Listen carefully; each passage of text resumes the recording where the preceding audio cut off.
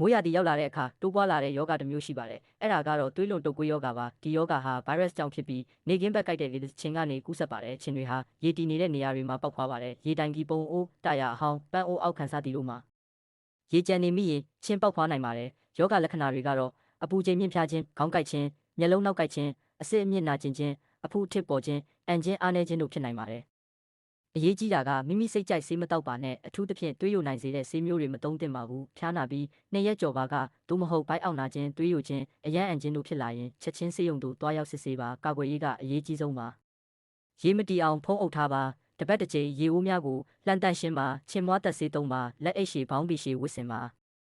သွေးလွန်တုပ်ကွေးကိုကြိုတင်ကာကွယ်ခြင်းကမိသားစုအသက်ကိုကာကွယ်နိုင်ပါတယ်ဒီဗီဒီယိုကိုမျှဝေပြီးအသိပညာဖြန့်ဝေကြရအောင်ကျန်းမာရေးအသိပညာများဗဟုသုတတွေတိုးပွားပြီးကြိုတင်ကာကွယ်လို့ရအောင်အသစ်ဗီဒီယိုတွေကိုမလွတ်စေဖို့ follow ခဲ့ကြဦးနော်